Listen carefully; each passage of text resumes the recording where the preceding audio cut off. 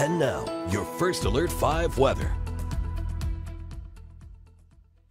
Hey everybody, we're in the noon hour here, so you got to keep listening for those Thunderbirds ripping across the city. This was some photos as they were practicing from JR Photography, and then Bruce was out on Tuesday as well, getting some photos as they practiced those tight turns and the smoke coming out behind the planes. This one was so cool. It's like a top scene from Top Gun there. You got the pilot real close into the cockpit, and then again, practicing those tight turns as they just ripped across the city with really high speed. So definitely a cool thing that we're going to keep listening and watching for.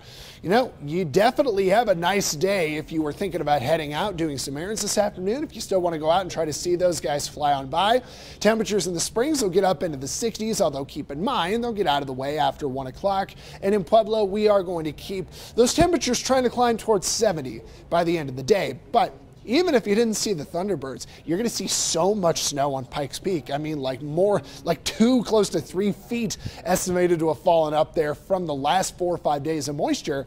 And even with the sunshine and the warm air today, you know, some of it'll melt, but it should stay pretty, I would think, through the end of the week. Really beautiful temperatures today, and we're actually getting rid of our low pressure region that brought the cold and brought that moisture, just days of this. So as low pressure moves away, we build a high pressure ridge. And if you watch our weather for a while, whenever we show this high pressure ridge, warm, hot, dry air tends to come. I would say we start warm, but then we do get heat towards the end of the 7-day here. In fact, just looking at temperature trends over the next 5 days, by Friday, we're back into the 80s, although we're real close to it tomorrow. And into Pueblo, we're actually climbing into the 90s from Friday through the weekend. There are 1 or 2 chances of rain at the start of next week. We're trying to get to our region, but they're probably going to miss us up north. And it's been really cold the last few nights. So all you gardener planters, if you were a little worried about things freezing or anything like that, I don't think you have too much to fret here. It should be pretty nice overnight, staying above freezing. And then tomorrow, this is Thursday, your temperatures go back to the 70s and 80s, probably just a little bit more into the 80s compared to where we've been.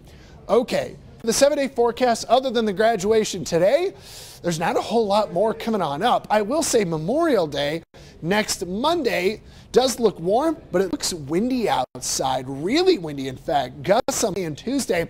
Model estimations are in the 30 to 40 mile per hour range. If we get a lot of wind, we will probably eat away at some of the moisture, and our drought would want to be a little bit more concerning, but I think the rain and snow have bought time here in Pueblo. Even with the 90s coming this week, the green up in the grass and the vegetation, well, have bought some time. We are seeing some wind into the start of next, but dry skies.